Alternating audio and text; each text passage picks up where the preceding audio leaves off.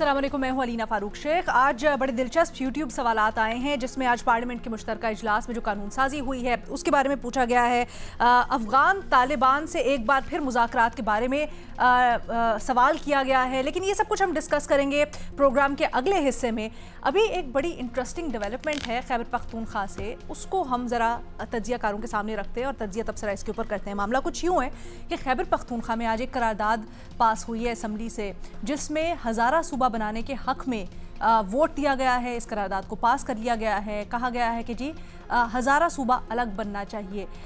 लेकिन आपको पता है कि सिर्फ खैबर पख्तूनख्वा की हद तक नहीं, मुल्क में इस वक्त एक बहस छिड़ी हुई है, चल रही है बड़ी ज़ोर शोर से कि पूरे मुल्क में जो सूबे हैं उनको मज़ीद बढ़ाना चाहिए, एज इन ये जो एग्जिस्टिंग सूबे हैं इनके अलावा मज़ीद बाइफिकेशन होनी चाहिए, ताकि जो पाकिस्तान में मुख्तलिफ मसाइल हैं, जैसे कि वसाइल की मुनसिफाना तकसीम, जैसे कि बढ़ती हुई आबादी, जैसे कि और बहुत से एडमिनिस्ट्रेटिव इशूज़ हैं, उनको डील किया जा सके।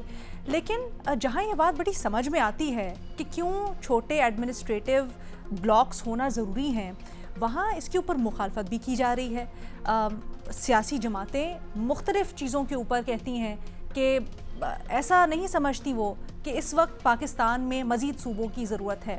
अब वो पॉलिटिकल इश्यूज़ भी हैं, अब वो एथनिक इश्यूज़ भी हैं, अब वो पाकिस्तान के इस वक्त माली तौर पर मुतहम्मिल हो सकता है नहीं।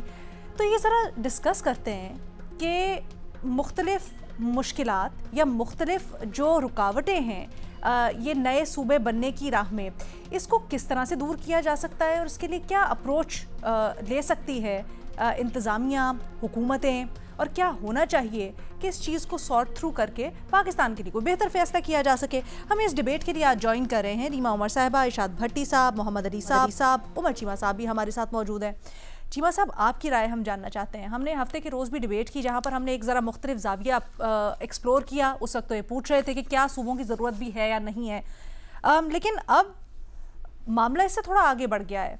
इस वक्त अक्सरियत ये कहती है कि छोटे एडमिनिस्ट्रेटिव यूनिट्स की ज़रूरत तो है, लेकिन जो राह में इसके रुकावटें हायल हैं, आप क्या तजवीज़ करते हैं सर? क्या तरीका होना चाहिए इसको सॉल्व करने के लिए?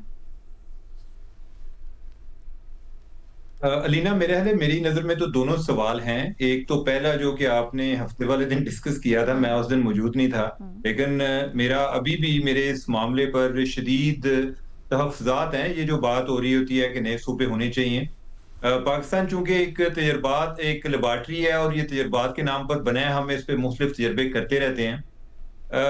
आप देखें कि जो फाटा का केपी में मर्जर हुआ है, अभी तक फाटा का वो मर्जर मुकम्मल नहीं हुआ, वो एक्चुअलाइज नहीं हो पा रहा। फंड्स के कई इश्यूज चल रहे हैं। तो इसका मतलब है कि जब आपने एक नया इंतजामी एरिया अपने स्ट्रक्चर में लाना होता है, या इवन इसको अलग अगर सूबा बनाया जाता, तो वो ट्रांजिशन जो है वो बाज़ का बड़ी लंबी होती है और बड़ी फ्रस्ट्रेटिंग भी होती है। अगर हम नए सूबे बनाते हैं तो इस तरह ये तो नहीं है कि हमारे ओवरनाइट मसाइल हल हो जाने हैं।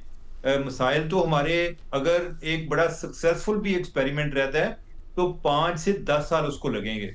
लेकिन मैं अभी बात करता हूं कि जो मौजूदा स्ट्रक्चर है उसको हम बेहतर करने को तैयार नहीं है। हम अब नए सूबों की बात करते हैं, मसलन कि जिस तरह नेशनल जो एक फाइनेंस कमीशन अवार्ड है, एनएफसी है, कि मरकज ये तमाम सूबों को आगे पैसे देता है, लेकिन सूबे जब पैसे अपने की बारी आती है ना, तो बड़ा सूबाई खुद मुख्तारी का नारा लगाते हैं।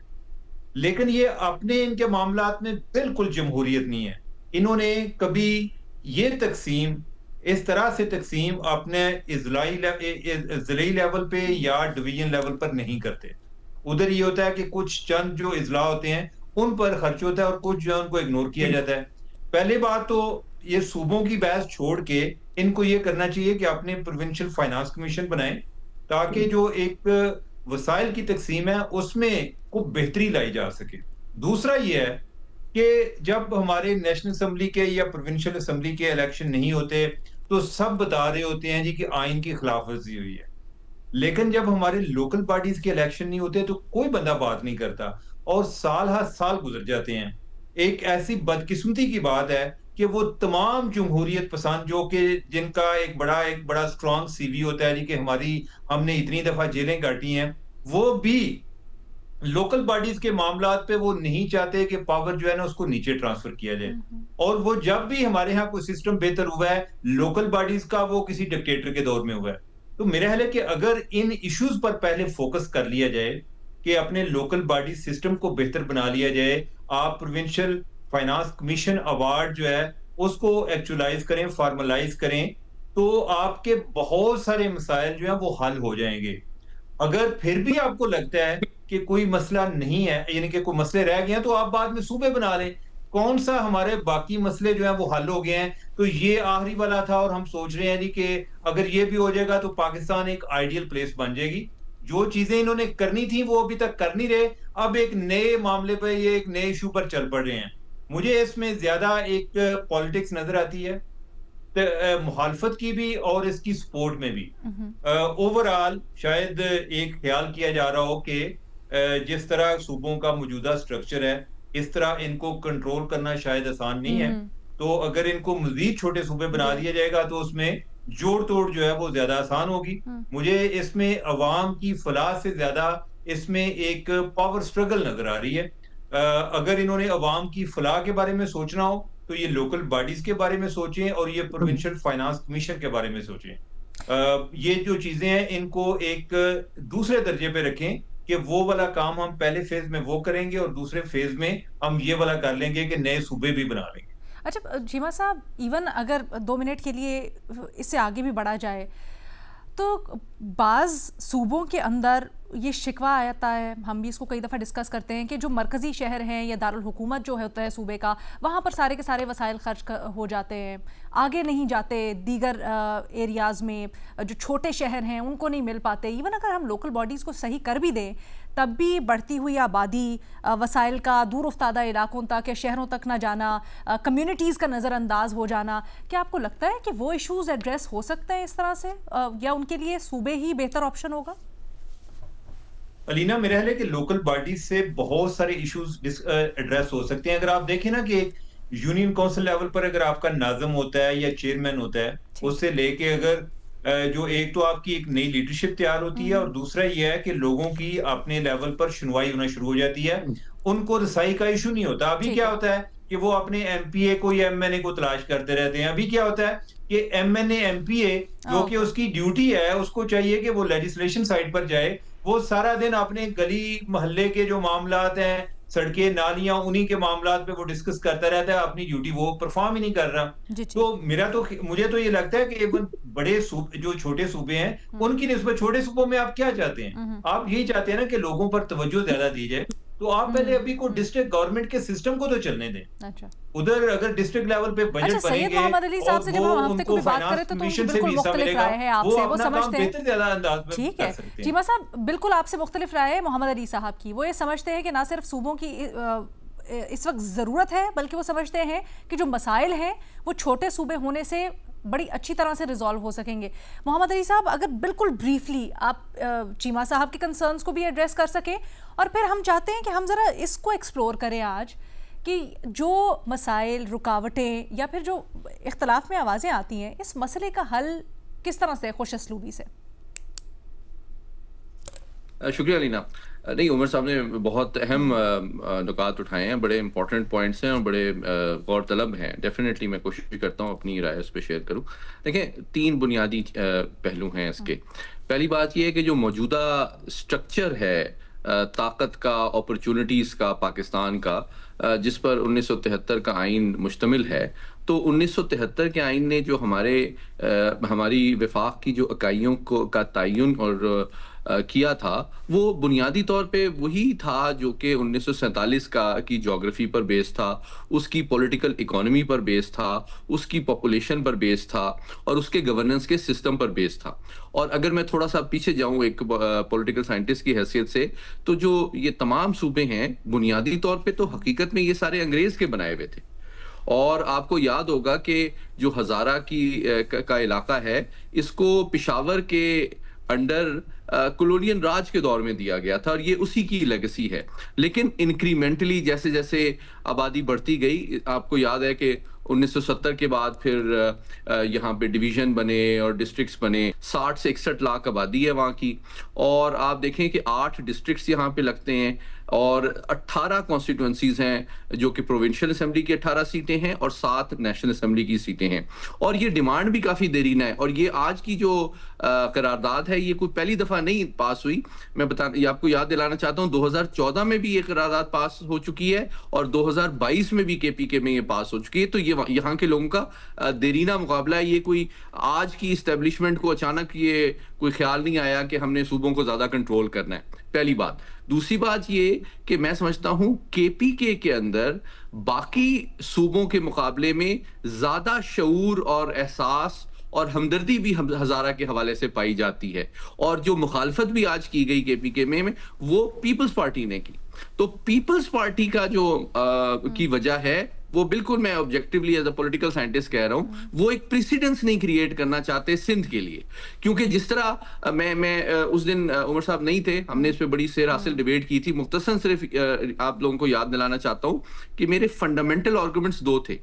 इस वक्त जो एक्सेसिबिलिटी का मामला है, जो अकाउंटेबिलिटी का मामला है, उसको बेहतर बनाने के लिए छोटे सूबे बेहतर हैं। लेकिन मैंने जिस तरह उस दिन भी कहा था कि लोकल बॉडीज जो है उसकी एम्पावरमेंट इसके साथ पैरेलल में होने का भी हो सकता है। ये म्यूचुअली एक्सक्लूसिव नहीं है, क्योंकि बुनियादी मकसद यही है कि आम आदमी की दहलीज तक अपॉर्चुनिटी, इंसाफ, रिसोर्सेज को जल्द से जल्द पहुंचाया जाए। हमने बड़े शहरों की डिस्कस किया था, न्यूयॉर्क का, लंदन का, कि वहां के मेयर्स बड़े पावरफुल होते हैं, तो बिल्कुल होना चाहिए। लेकिन हमारा जो डेवलपमेंट मॉडल है, एक जुमला मुझे कहने दीजिए, वो बहुत इंपॉर्टेंट है। हमारा डेवलपमेंट मॉडल बुनियादी तौर पे गलत है।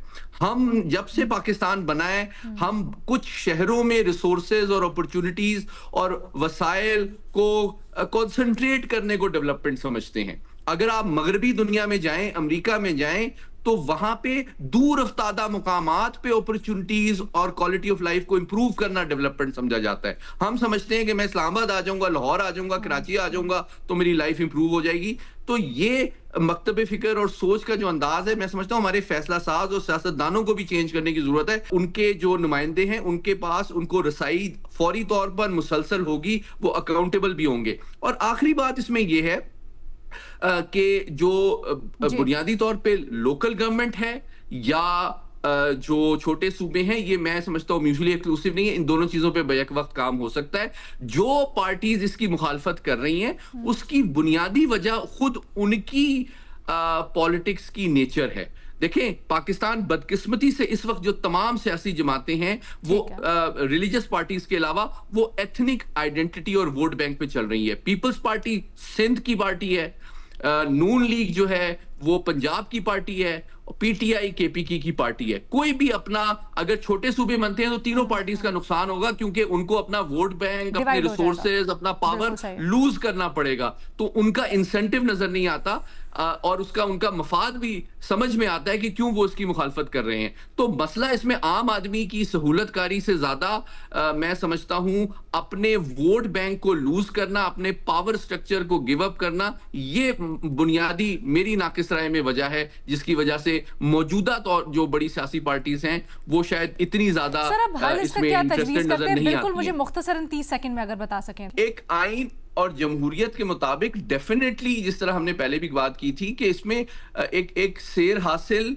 एक जामिया डिबेट और डिस्कोर्स होना चाहिए, जिसमें मैं समझता हूं सियासतदान, हमारे पॉलिटिकल साइंटिस्ट, हमारे डेवलपमेंट के एक्सपर्ट्स, उन सबको, जर्नलिस्ट, सबको पार्टिसिपेट करना चाहिए, सिविल सोसाइटी। एक जामिया इंक्लूसिव डिबेट होनी चाहिए जिसमें तमाम मफादात हों या नजरियात हों, उनको सामने भी आना चाहिए और उनका जवाब देने की भी और तलाश करने की कोशिश करनी चाहिए डेफिनेटली। और ये कॉन्स्टिट्यूशनल अमेंडमेंट के बगैर ये चीज हो ही नहीं सकती। वो तो ऑब्वियसली। अच्छा रीमा उमर साहिबा, आप बताइए आपकी इसके ऊपर क्या राय है और क्या तजावीज़ है?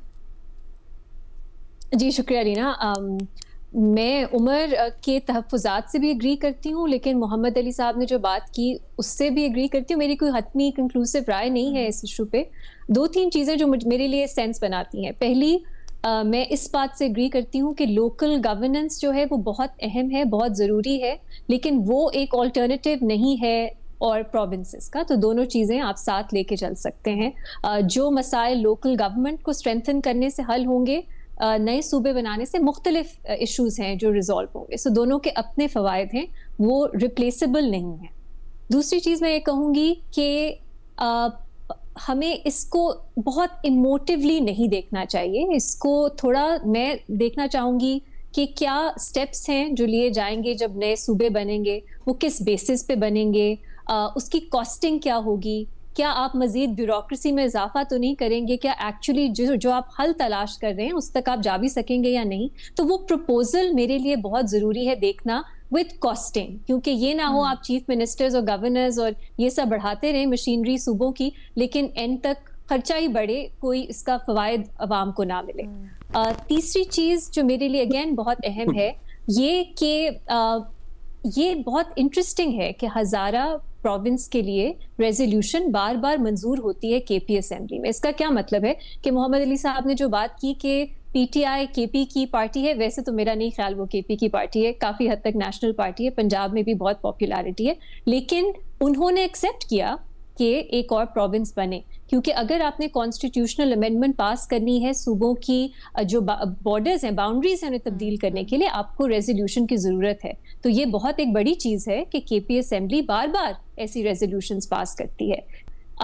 बाकी जमातें सपोर्ट करती हैं हज़ारा प्रोविंस, तो क्या हम देखेंगे कॉन्स्टिट्यूशनल अमेंडमेंट ये पास होगी और ये इस तरह का कोई सूबा बनेगा? क्या ये पहला एक एक्सपेरिमेंट होगा जो हमें बाकी ममालिक के लिए भी, बाकी सूबों के लिए भी कोई प्रेसिडेंस दिखा सकेगा? आई थिंक ये एक इंटरेस्टिंग चीज़ है, क्योंकि यहाँ पे अब जो रोड ब्लॉक होगा, मैं ये देखना चाहूँगी कि पहले भी जब केपी असेंबली ने रेजोल्यूशंस पास की, वो कॉन्स्टिट्यूशनल अमेंडमेंट में क्यों नहीं ट्रांसलेट की नया सूबा बनाने के लिए? क्योंकि हज़ारा प्रोविंस की एक मूवमेंट भी है, उसकी सपोर्ट भी है, बहुत सी पार्टीज मुख्तलिफ वक्तों पे सपोर्ट भी करती आई हैं इसको। ये तीसरी चीज़ हो गई। चौथी, अगेन अलीना, मेरा ख्याल है हमें एक कमीशन बनाना चाहिए या जो सब पार्टीज को ऑन बोर्ड ले और अपनी रिकमेंडेशंस दे कि किस तरह इस पे हमें आगे बढ़ना चाहिए। ये कोई ओवरनाइट चीज़ नहीं होगी। इसके लिए सबसे अहम बात है एक पॉलिटिकल कंसेंसस आपको डेवलप करना पड़ेगा, वरना ये एक ऐसी चीज़ है जो एक पाइप ड्रीम ही रहेगी, ये पूरी नहीं हो सकेगी। और पॉलिटिकल कंसेंसस डेवलप करने के लिए आपको सब पार्टीज, चाहे आपको लगता है कि उनके कोई मैलिफाइडे रीजंस हैं जिसकी वजह से वो नए प्रोविंसेस नहीं बनाना चाहती, आपको उन्हें एंगेज करना पड़ेगा। और इवेंचुअली इसी तरह 18वीं तरमीम में डेवोल्यूशन जो है वो पॉलिटिकल कंसेंसस के बाद ही आया। बहुत से क्वार्टर्स थे जो नहीं चाहते थे उस तरह की अमेंडमेंट्स। सिमिलरली इसका भी जो एक हल है मेरी नज़र में, वो कंसेंसस डेवलपमेंट के बाद ही निकलेगा। उसको आप कोई मेरा ख्याल है बाईपास नहीं कर सकते अब। And this is why I think कोई कमीशन बने या कोई ऐसा जो सबके जो इश्यूज हैं उसको सामने रखे, प्रपोजल सामने रखे, हमें बाकी दुनिया में किस तरह नए सूबे या स्टेट्स बनाई जाती हैं उसकी मिसालें मिलें, फिर हम भी अपना एक हतमी ओपिनियन इस पे फॉर्म कर सकें और वो एक नेशनल डिबेट को आगे लेके जाए। इस तरह एकदम टॉप डाउन सा लगता है मुझे कभी कभी जब नए सूबों की डिबेट शुरू होती है ना, जैसे कहीं और से आ रहा है, ये ऑर्गेनिक नहीं है। तो ये मेरा ख्याल है ऐसा तासुर है जिसको अवॉइड करने की जरूरत है। सो आई वुड प्रपोज इस तरह की कोई कमीशन बने, कमिटी बने जो हमें एक्चुअली एक फॉरवर्ड लुकिंग डायरेक्शन में लेके जाए। इरशाद भट्टी साहब, आपकी इसके ऊपर क्या तजावीज़ है? मैडम शेख, सबसे पहले तो अल्लाह का शुक्र अदा करें कि मुल्क की सबसे बड़ी सियासी जमात और गालबन वाहिद जो पूरे मुल्क की मुल्कगीर जमात पाकिस्तान तहरीक इंसाफ ने ये इनिशिएटिव लिया, इब्तदा की। कम अज़ कम अब बहुत सारे वो लोग जिन्हें दायमी बदगुमानी है कि ये सिर्फ इस्टेब्लिशमेंट चाहती है या इस्टेब्लिशमेंट की तरफ से सारा कुछ आ रहा है या इस्टेब्लिशमेंट ने इसे इनिशिएट किया है, कम अज़ कम इस मौके पर वो ये तो नहीं कह सकते कि ये जी अब पीटीआई पूरी जो है वो इस्टेब्लिशमेंट के कहने पर उन्होंने करारदाद मंजूर कर ली है जो हालात चल रहे हैं। तो कम अज़ कम इस दायमी बदगुमानी में कोई थोड़ा सा फ़र्क पड़ेगा और फिर उसके बाद अगली डोज़ या अगली दवाई लेने के बाद इंशाल्लाह सेहत और बेहतर हो जाएगी। शुक्रिया सुहेल अफरीदी हुकूमत, शुक्रिया खैबर पख्तूनख्वा असम्बली। कि आपने ये इब्तदा की और हज़ारा डिवीज़न या हज़ारा वाले हज़ारा सूबे की इनकी पुरानी ख्वाहिश, इसके लिए ये तहरीक चला चुके, इसके लिए ये सड़कों पर आ चुके और ये ख्वाहिश इनकी पूरी होनी चाहिए। और मैडम शेख आपने कहा कि होगा किस तरह? भाई जिस तरह 26वीं आईनी तरमीम आई है, जिस तरह 27वीं आईनी तरमीम आई है, इसी तरह 28वीं आईनी तरमीम आई, इस निज़ाम की बात कर रहा हूँ। ये जो फरसूदा नाकारा बदबूदार निज़ाम है, इसमें तो ऐसा ही होगा कि कोई 28वीं आईनी तरमीम आए और उसमें जो बचा खुचा आइन है उसमें जो लिखा हुआ तरीका है, अगर उस पर किसी की नज़र नहीं पड़ी, वो बदला नहीं गया, पता नहीं अब क्या कुछ बदला जा चुका है, तो उस आइन में लिखे तरीके से ही नए सूबे बनने चाहिए। हाँ, अगर कोई निज़ाम बदल जाता है तो फिर उस निज़ाम के तहत नए सूबे बनने चाहिए, लेकिन बनने चाहिए। क्यों? इसलिए कि इसके अलावा कोई चारा नहीं आपके पास, इसलिए कि इसके अलावा आप आगे नहीं बढ़ सकते, इसलिए कि इसके अलावा आप तरक्की का कोई रास्ता नहीं रहा, इसलिए कि इसके अलावा कोई मसाइल हल करने का तरीका नहीं रहा, इसलिए कि ये जो मौजूदा निज़ाम है, मौजूदा 4 सूबे हैं, ये आवाम के मसाइल हल करने में मुकम्मल नाकाम हो चुके हैं। आप पेशावर में बैठकर पूरे सूबे को नहीं चला सकते, आप कोयटा में बैठकर पूरे बलूचिस्तान को नहीं चला सकते, आप कराची में बैठकर पूरे सिंध को नहीं चला सकते, और आप लाहौर में बैठकर पूरे पंजाब को नहीं चला सकते। लाहौर के अलावा बाकी कैपिटल्स का हाल देख लें, क्या हाल है। और मैडम शेख, बदकिस्मती देखिए कि हर पार्टी ने साउथ पंजाब को सूबा बनाने का वादा किया, अपनी सियासत चमकाई, वोट लिए और फिर वक्त आने पर मुकर गए। और मुनाफकत देखिए कि सिंध में पीपल्स पार्टी चाहती है कि सूबा ना बने, पंजाब में वो ज़रूर चाहती है कि साउथ पंजाब सूबा बने। क्यों? क्योंकि वहाँ उनके वोट हैं, वहाँ उनका वोट बैंक है, वहाँ उनके MPA होंगे, वहाँ उनकी हुकूमत हुकूमत ना बनी तो अपोजिशन में हो जाएंगे। लेकिन सिंध में नहीं, सिंध में हमने नहीं तकसीम करना। हज़ारा के भी हो सकता है आगे चलकर वो कह दें कि चलो बना लो, लेकिन सिंध नहीं। और इसी तरह हज़ारा वालों के साथ मैडम शेख, सारी पार्टियों ने, वो बाबा हज़ारा जब वो निकले थे तो सारी पार्टियां पहुंचती थी कि भाई आपकी जेन्युइन है कंसर्न, लेकिन फिर जब सियासत सुसत चमकाई, तस्वीरें खिंचवाई और फिर मुकर गए। मैडम शेख, ये जो पीपल्स पार्टी वाले हैं या मुस्लिम लीग नून वाले हैं, ये क्यों नहीं चाहते? क्या मुल्क और कौम के वसीतर मफाद में नहीं चाहते? क्या अवाम के वसीतर मफाद में नहीं चाहते? नहीं भाई नहीं, इन दोनों के अपनी अपनी सल्तनतें हैं, अपने अपने मफादात हैं, अपने अपने एक पूरा इन्होंने एलीट कैप्चर बनाया हुआ है, एक पूरा सिस्टम बनाया हुआ है और एक पूरी तरह इन्होंने ऊपर चारों तरफ से घेरा हुआ है इस निज़ाम को। वो जिन जफ्फा टूटेगा, वो एलीट कैप्चर टूटेगा, कोई नया बंदा आएगा, कौन चाहेगा कि नए बंदे आगे आए, मिडिल क्लास आगे आए या कुछ आगे आए? आप अब मुझे बताएं, कराची का हाल देख लें, ये अरूसल बिलाद था मैडम शेख, ये रोशनियों का शहर था मैडम शेख। यहाँ वो अरबी मुल्क के शहजादे सैर करने के लिए आते थे। और कल एक जुमला मैडम शेख, कल अभी 3 साला इब्राहिम जो गटर में गिरा है, जो इकलौती औलाद थी वालिदैन की, और आज जो मुर्तजा वहाब साहब की या कल प्रेस कॉन्फ्रेंस उस पर कर रहे थे, आप अंदाजा करें कि कितना बड़ा एक सानिया हो चुका है। और उसके बाद वो किस तरह की प्रेस कॉन्फ्रेंस सवालात हैं आपसे सर, अगर थोड़ा वाइंड अप जल्दी कर लें तो वो भी एड्रेस हो जाए सर। जी, मैं बस आखिरी चंद जुमले। तो 78 सालों में मैडम शेख आप बल्दियाती निज़ाम और सूबों को मिक्स क्यों करते हैं? कर ले मजबूत बल्दियाती निज़ाम, आप बल्दियाती निज़ाम को भी मजबूत करें, जो नए सूबे बने हैं उसमें हो सकता है ज्यादा मजबूत हो जाए बल्दियाती निज़ाम। तो आप सिवाय लाहौर के, आखिरी चंद जुमले, सिवाय लाहौर के बाकी मुझे कैपिटल्स बता दें जहां बेहतर सहूलतें हैं। और लाहौर फट रहा है मैडम शेख, अब तो रूडा के बाद उसका सवा सत्यानाश होने वाला है, तो लाहौर फट रहा है। आप शहबाज शरीफ कहते थे जिसने तरक्की देखनी लाहौर आ जाए, और वो सारे ही लाहौर आ गए। तो क्यों आप मुल्तान में लाहौर जैसी सहूलतें नहीं, क्यों गुजरांवाला में लाहौर जैसी सहूलतें नहीं, क्यों कसूर में लाहौर जैसी सहूलतें नहीं, क्यों उधर आगे बावल नगर में लाहौर जैसी सहूलतें नहीं? तो ये सूबे बनाएं ताकि लोग ऊपर आएं और नई क़यादत आए, मिडिल क्लास आए और ये मुल्क आगे बढ़े। वरना ये एक तरह से एक जिन जप्पा है और छप्पड़ है, एक छप्पड़ सा निज़ाम है जिससे बदबू उठ रही है। बड़ी से बड़ी दिलचस्प आपने बातें की हैं। एक तो आपने कहा कि जैसे 26वीं 27 आई वैसे ही 28वीं लाकर सूबे बना दें। 26वीं और 27वीं आप ही के मुताबिक बड़ी मुतनाज़ तरीके से आई, क्या वाकई में इस तरीके से बना देने चाहिए सूबे? एक तो इसके ऊपर, और दूसरा हम जो ग्रैंड डिबेट अपनी कर रहे हैं उसके ऊपर भी 2-4 सवालात मजीद चीमा साहब से भी और फिर भट्टी साहब से भी, बट आफ्टर ब्रेक।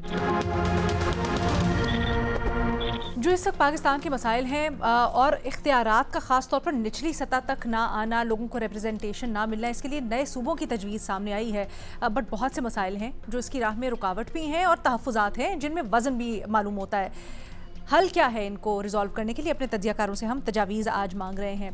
ब्रेक पे जाने से पहले रीमा कुछ कहना चाह रही थी। रीमा, इन छोटे छोटे पॉइंट्स। पहला तो ये कहना गलत है कि पीपल्स पार्टी ने हज़ारा प्रोविंस को सपोर्ट नहीं किया। ये जो रेजोल्यूशन केपी असेंबली ने पास की है इसको को स्पॉन्सर किया है पीपल्स पार्टी ने। दूसरी बात, ये कहना, ये भट्टी साहब की बातों से मुझे ना थोड़ा सा कंसर्न ये होता है कि ऐसा तासुर मिलता है कि नए सूबे हमारे सब मसाइल हल कर देंगे। तो मेरा ख्याल है एक्सपेक्टेशंस रियलिस्टिक रखनी चाहिए। तो अगर इस पे कोई रिसर्च होती है, कोई कमेटी बनती है, वो हमें रियलिस्टिकली बता सकेगी कि क्या तब्दीली आएगी नए सूबों से। ऐसा नहीं होगा कि एकदम नई लीडरशिप आ जाएगी, गवर्नेंस के सारे मसाइल जो हैं वो रिजॉल्व हो जाएंगे। ये दूसरी बात। तीसरी बात, और ये अहम है, कि ज़रूरी नहीं है, जब हम इस्टेब्लिशमेंट की बात करते हैं कि इस्टेब्लिशमेंट चाहती है कि नए सूबे बने ताकि पार्टीज़ का वोट बैंक टूटे, तो हो सकता है कि केपी में हज़ारा सूबा बनने से वो कंसर्न ना हो जो बाकी प्रोविंसेस में हो। तो हमने इसको स्पेसिफिकली देखना है कि जो इंटरेस्ट, जो लोग ये खदशा जाहिर करते हैं कि इसमें इस्टेब्लिशमेंट का हाथ है, उनकी वजूहात मुख्तलिफ हैं। और हज़ारा प्रोविंस बनने से इसका मतलब ये नहीं है कि इस्टेब्लिशमेंट वाला कंसर्न ही खत्म हो जाता है, क्योंकि वो मुख्तलिफ प्रोविंसेस में मुख्तलिफ कंसर्न्स हैं। बस ये तीन छोटे-छोटे ये जो आखिरी बात है ना, यही मैं लेके जाना चाहती हूँ उमर चीमा साहब के पास। भट्टी साहब, अब आई अंडरस्टैंड आपको जवाब देना चाहते हैं, अगर चीमा साहब का पॉइंट ले लो और उसके बाद एक ही दफ़ा जवाब के लिए आ जाओ। जी ठीक। चीमा साहब, सर यही वाला पॉइंट, भट्टी साहब ये समझते हैं कि सियासी जमातें मुखालफत ज़ाती बुनियाद के ऊपर कर रही हैं, वोट बैंक मुतासिर होगा। आप एक बिल्कुल मुख्तलिफ इसका पर्सपेक्टिव दिखा रहे थे, कैसे जवाब देंगे? जी अलीना, पहली बात तो ये है कि जहां तक हज़ारा सूबे की बात है ना, इस पे पीटीआई ने शुरू से हज़ारा की सपोर्ट किया है कि ये अलग सूबा होना चाहिए, और हज़ारा सूबे के हवाले से बड़ी एक स्ट्रांग मूवमेंट है। और आपको याद होगा कि जब सूबे का नाम तब्दील हुआ था तब भी उधर इस पे बहुत ज्यादा एक मूवमेंट जनरेट हुई थी। इवन के जो पीटीआई की लीडरशिप हज़ारा डिवीजन से है, ये ज्यादातर हज़ारा सूबा की मूवमेंट से पैदा हुई लीडरशिप है। तो यानी कि ये पीटीआई ने कभी पहले भी इसकी मुखालफत नहीं की। तो अगर तो इस लिहाज से देखा जाए तो एक सूबे में अगर कंसेंसस है कि जो वो अलग सूबे बनाने चाहते हैं तो उधर तो प्रॉब्लम नहीं है। प्रॉब्लम तो उधर होना चाहिए कि जिधर कंसेंसस नहीं है। एक बात। अच्छा, दूसरी बात यह है कि ये जो मैंने बात की थी, इनके आइडियली इनके अच्छा लगता है, बड़ा फैसिनेटिंग है जी कि नए सूबे होने चाहिए। हमारे जो भारत है, पड़ोसी मुल्क है जी, उसके 24 हैं या 22 हैं, फलां के इतने हैं, तो हमारे जो है ज्यादा है वो कम होने चाहिए, इनके कम में ज्यादा होने चाहिए। अच्छी बात है। मैं तो ये कह रहा हूँ कि आप उधर जाना चाहते हैं, मोस्ट वेलकम, लेकिन आप स्टेप वाइज चल रहे हैं। आपने, अगर आपकी इंटेंशन को मैं मेजर करूंगा तो मैं इस तरह करूंगा कि आप अगर वाकई ही अवाम के मसाइल हल करना चाहते हैं तो जो बड़े सूबों में आपने अवाम को देना था वो तो उनको दें।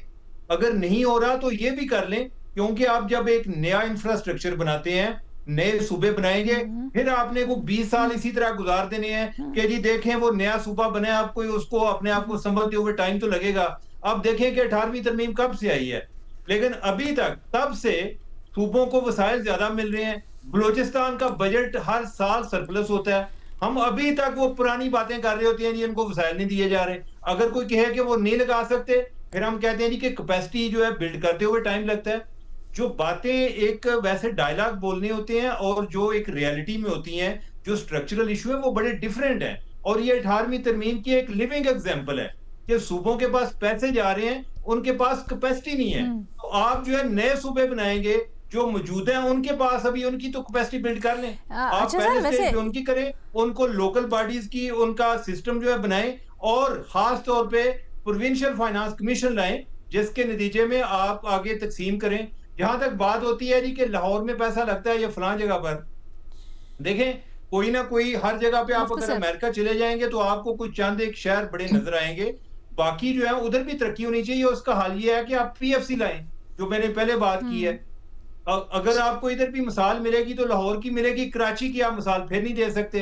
कहने को हम ये बातें करते हैं कि उधर बहुत ज्यादा टैक्स उधर से जनरेट होता है, लेकिन कराची के लोगों के मसाइल उनको जाकर पूछें कि किस हाल में रह रहे हैं।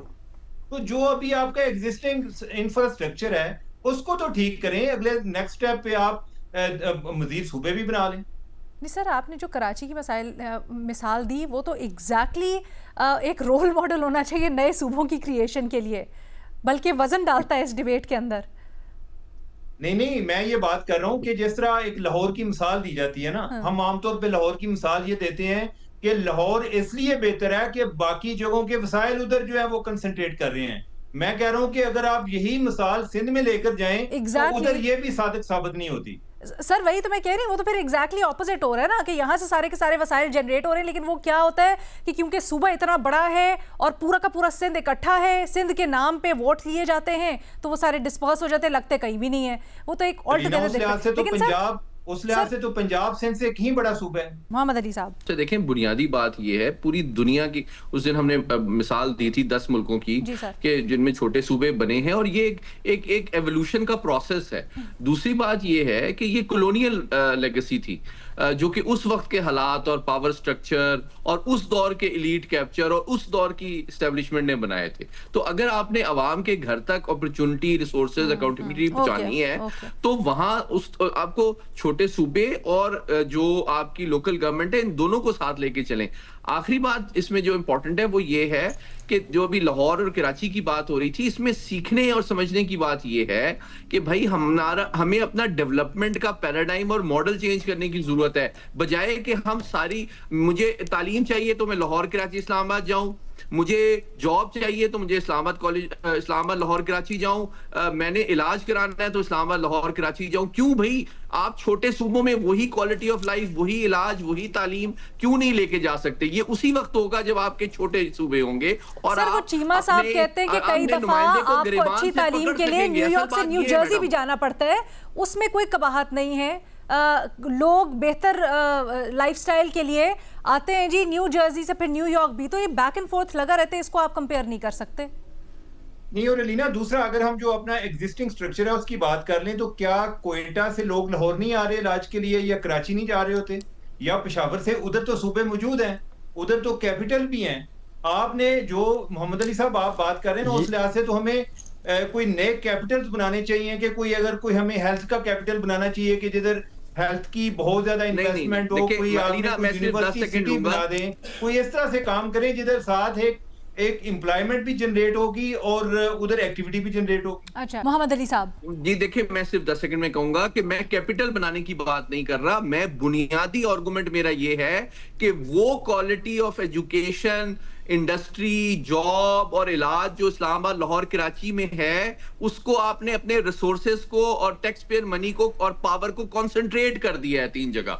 आप उसको दूर छोटे शहरों में लेके जाएं। जब आप यूरोप और अमेरिका जाते हैं तो आप देखते हैं कि छोटा होने से इसका मतलब ये नहीं है कि वो पसमानदा है। वहां क्वालिटी ऑफ लाइफ वही होती है, लेकिन वहां घर तक वो चीज पहुंच रही होती है। हम क्या करते हैं कि हम इतने वसाइल कंसंट्रेट लाहौर, इस्लामाबाद, कराची में कर देते हैं कि वहां का एनवायरनमेंट और क्लाइमेट भी खराब हो जाता है, वहां पानी भी नहीं मिलता। तो भाई आप ये वहां भी बड़े मसाइल पैदा करते हैं। आप लोकल रिसोर्सेज और अपॉर्चुनिटी को लोकल जगह पे उसी वक्त इस्तेमाल करेंगे जब उनके नुमाइंदे भी लोकल होंगे, उनकी अंडरस्टैंडिंग, उनकी कमिटमेंट और उनकी अकाउंटेबिलिटी भी लोकल लेवल पे होगी। ओके अच्छा, अब रीमा भी कुछ ऐड करना चाह रही। Reema please. Last line Alina, हमारा आईनी जो फ्रेमवर्क है इस वक्त वो ये हमें बताता है कि सूबे की रेजोल्यूशन के बगैर इस तरह का कुछ नया प्रोविंस नहीं बन सकता। तो हमें जरूरत है पॉलिटिकल कंसेंसस की। इस तरह शेम करने से कि पॉलिटिकल पार्टीज को अब शेम करें या उससे कुछ नहीं होगा। I think eventually logic should prevail, जो बेहतर है इस मुल्क के लिए, और उसके लिए चाहे वक्त लगे, political consensus is a must. हम इसको बाईपास करके या कोई मजीद मुख्तलिफ तरीका बना के नए सूबों का इस तरफ नहीं जाना चाहिए। इन्हीं पार्टीज के साथ काम करके कंसेंसस डेवलप करके फिर आगे बढ़ना चाहिए। इसी नुक्ते के ऊपर क्लोज करते हैं, क्योंकि भट्टी साहब ने पहली ब्रेक से पहले कहा जिस तरह 26वीं और 27वीं है उसी तरह 28वीं बनाएं और मामला ख़त्म करें। भट्टी साहब, क्या वाकई में आप ये समझते हैं या आप समझते हैं कि इसके ऊपर सैर हासिल गुफ्तगू की जाए, सियासी जमातों को बिठाया जाए और अच्छे तरीके से किया जाए, क्योंकि 26वीं 27वीं के सबसे बड़े नाकिद सर आप ही हैं। मैडम शेख, मैं तो 26वीं में भी दुआ मांगता रहा, 27वीं में भी दुआ मांगता रहा और अब 28वीं के लिए भी दुआ मांग रहा हूँ कि आप सैर हासिल गुफ्तगू कर लें, आप पूरे पार्टियों को बिठा लें, आप असम्बलियों में करारदाद ले आएँ, जो भी तरीका अपनाना है, जो भी रास्ता अपनाना है अपनाएं, मगर नए सूबे बनाएं। नए सूबों के अलावा कोई चारा नहीं है। ओके जी, इसी के साथ ये डिबेट वाइंड अप करते हैं। एक छोटी सी ब्रेक लेनी है हमने, उसके बाद जो बड़े दीगर इश्यूज के ऊपर इंटरेस्टिंग सवाल आए हैं उनको एड्रेस करते हैं। Welcome back. आज बड़ी इंपॉर्टेंट लेजिस्लेशन हुई है। रीमा, उससे मुतल्लिक सवाल हो रहा है आपसे कि मुश्तरका इजलास ने अक़लियतों के हुकूक के कमीशन कायम करने का बिल मंजूर कर लिया है। सवाल ये है, इससे क्या तब्दीली आ सकती है मुल्क में? बहुत अरसे से ये डिमांड हो रही थी, सुप्रीम कोर्ट की जजमेंट भी थी कि इस तरह की कमीशन बननी चाहिए जो स्पेसिफिकली जो रिलीजियस माइनॉरिटीज़ के हुकूक की पामाली होती है उसको देख सके और उसमें बेहतरी ला सके। मैं आज पार्लियामेंट में डिबेट फॉलो कर रही थी, जो जॉइंट सिटिंग थी उसकी। एक चीज़ मैं कहना चाहूँगी जो मुझे बहुत अफसोस हुआ कि सब पार्टीज मिलके बात करने लग गई कि अहमदीज किसी तरह फ़ायदा ना उठा लें इस कमीशन का या इस कानून का। मैं ये पूछना चाहूँगी, क्या हमारे अहमदी सिटीजन्स इस मुल्क के, हमारे अहमदी भाई और बहन पाकिस्तानी नहीं हैं? ऐसा क्यों है कि इस मुल्क की एक कंसेंसस जो है सब सियासी जमातों के बीच, पार्लियामेंट में बाहर भी हम देखते हैं जो आपके मजीद स्टेक होल्डर्स हैं, एक कंसेंसस ही बन चुका है कि उनकी हकूक की कोई बात नहीं करेगा। हमारी रियासत अगर कहती है कि अहमदीज नॉन मुस्लिम्स हैं तो वो रिलीजियस माइनॉरिटीज, रियासत तस्लीम करती है कि वो रिलीजियस माइनॉरिटीज हैं। आप देखिए जिस तरह की इंसानी हकूक की पामाली और वायलेशंस अहमदीज के खिलाफ होती है, किसी और रिलीजियस माइनॉरिटी कम्युनिटी की नहीं होती इस मुल्क में। चाहे वो मारना हो, लिंचिंग हो, उनकी प्लेसेस ऑफ वर्शिप, उनके ग्रेवयार्ड्स, उनकी जो रहने के एरियाज हैं वहाँ पे अटैक्स हो, मॉब अटैक्स हो, डिस्क्रिमिनेशन हो, हरासमेंट हो, ये जिस तरह आप अहमदीज के साथ देखते हैं आप और माइनॉरिटीज के साथ नहीं देखते। तो इस पे हमारी पार्लियामेंट आवाज क्यों नहीं उठाती? और क्यों ऐसा होता है कि हर मौके पे आप रिलीजियस माइनॉरिटीज की एक कमीशन बना रहे हैं, उनकी प्रोटेक्शन की बात कर रहे हैं, लेकिन उसमें भी आपने किसी ना किसी बहाने से ये बात कर दी कि नहीं, अहमदीज जो हैं वो किसी तरह फायदा ना उठा लें, और उन पे मजीद आपने क्रिटिसिज्म शुरू कर दिया। ऑलरेडी एक वल्नरेबल कम्युनिटी को मजीद आपने वल्नरेबल बना दिया। तो लीना, पाकिस्तान में जो अहमदीज रहते हैं वो हमारे ही सिटीजन्स हैं, रियासत ने उनके हकूक का तहफ़्फ़ुज़ करना है, लेकिन जो हमारे पार्लियामेंट पे लोग बैठे हैं उनकी बातें देख के तो ऐसे लगता है वो अहमदीज को हर मसले का जड़ वो समझते हैं और समहाउ वो समझते हैं कि उनकी कोई जिम्मेदारी नहीं है इन सिटीजन्स के हकूक का तहफ़्फ़ुज़ करने के लिए। तो ये बहुत मेरे लिए अफसोसनाक बात है कि रिलीजियस माइनॉरिटीज की बात हो रही है, नॉन मुस्लिम्स की बात हो रही है, लेकिन उसमें भी आपने एक वल्नरेबल तबके को मजीद वल्नरेबल बना दिया अपनी हेट स्पीच के जरिए पार्लियामेंट में बैठ के। ठीक है, ये बड़ी अहम आपने बात की। और जहां अक़लियतों का तहफ़्फ़ुज़ अव्वलीन तरजीह, वहाँ एक पहलू इस पूरे मामले का, कानून साजी का ये भी हो सकता है कि यूरोप के साथ हमारी तिजारत के लिए GSP+ स्टेटस एक बड़ा अहम रिक्वायरमेंट, और उसकी क्योंकि रिन्यूअल की डेट्स आने वाली हैं तो उस सिलसिले में भी बड़ी दीरीना मुतालबा था एक कमीशन कायम किया जाए। तो हुकूमत का इस वक्त ये बिल लाने का, कमीशन कायम करने का एक वजह ये भी हो सकती है। भट्टी साहब, अडयाला जेल के बाहर PTI एहतजाज किया, इसके ऊपर सवाल ये है, हुकूमत ने जो सारे इक़दाम किए, कंटेनर्स, क्रैकडाउन, क्या ये हालात को संभालने के लिए था या फिर ये तनाव और टकराव बढ़ा रहा है? मैडम शेख, हुकूमत ने कब हालात को संभाला है और कब हालात को सेटल किया है और कब हालात को बेहतरी के लिए काम किया है? एक राई का पहले राई को पहाड़ बनाते हैं और फिर उसे हल करने में लग जाते हैं। अभी आज उज़्मा खान, इमरान खान की बहन से उन्होंने कहा कि जाके मिल लें, और वो मिल के आई और कह रही थी कि इमरान खान सख्त गुस्से में थे, कह रहे थे कि मुझे कैद तन्हाई में रखा जाता है, सारा दिन ना मैं किसी से बात कर सकता हूँ। लेकिन इससे कम से कम ये तो पता चला कि इमरान खान ठीक हैं, सेहतयाब हैं और मौजूद हैं। अब ये वाहिद मसला था कि मुलाकात करवाई जाए। अदालती हुक्म भी मौजूद थे, 8 दफ़ा खैबर पख्तूनख्वा का वज़ीर आला भी आया, बहनें बाहर बैठी रहीं। अगर ये पहले दिन या दूसरे दिन मुलाकात करवा दी जाती तो ये कंटेनर्स, ये क्रैकडाउन, ये दफा 44 144 ये ना करना पड़ता, जरूरत ही ना पड़ती। तो हुकूमत जिम्मेदार है इस सारे की जितना जो कुछ भी हुआ है। ठीक है, थैंक यू भट्टी साहब। मोहम्मद अली साहब, अफगानिस्तान से जो पाकिस्तान के मुतालबात हैं उस सिलसिले में एक पेशरफ्त हुई है। सऊदी अरब में एक और दौर मुज़ाकरात के करने की काविश हो रही है। इसके लिए बताया जा रहा है कि अफगान तालिबान का वफ़द पहुंच चुका है। सर, इससे क्या एक्सपेक्टेशंस हैं आपकी? क्या इन मुज़ाकरात से कुछ ब्रेक थ्रू मिल सकता है? शुक्रिया। ये खबर मैंने भी अफगान मीडिया के हवाले से देखी है और उसमें अफगान जो हुकूमत है उसका एक मैं समझता हूँ एक मुस्बत मौक़िफ़ या उम्मीद अफ़ज़ा मौक़िफ़ आया है सामने कि इसके ज़रिए से कुछ मामलात को बेहतर बनाया जाए।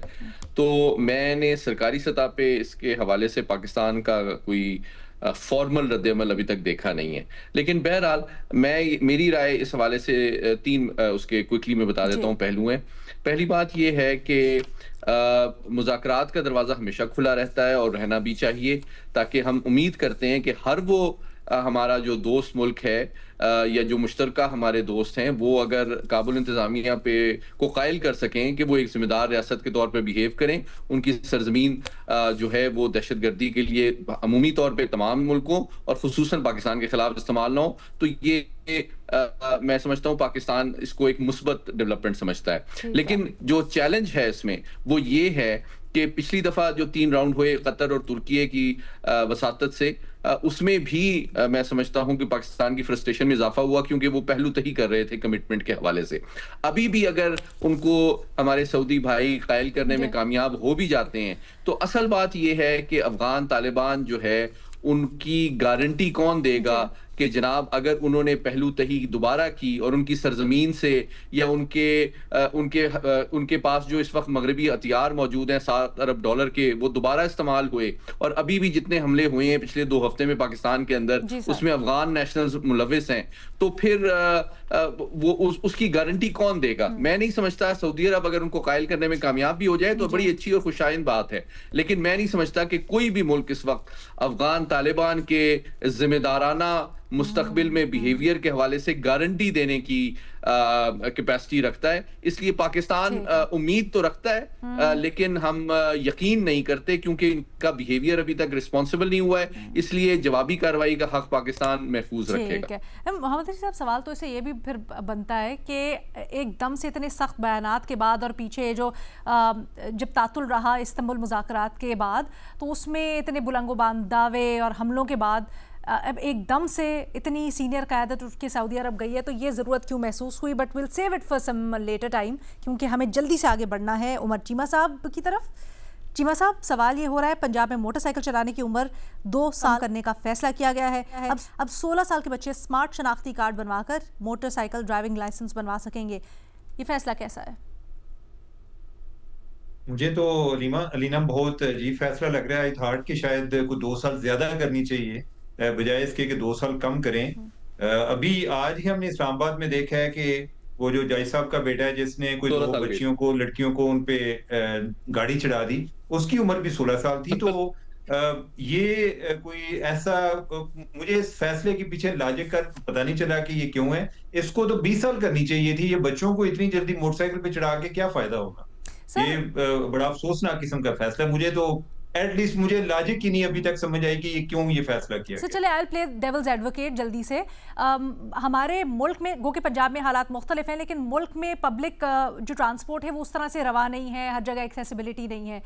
तो क्या कम उम्र बच्चे ईजीली जा सकें, एक्सेस कर सकें? क्या ये एक उनको सहूलत देने के लिए पीछे हो सकती है वजह?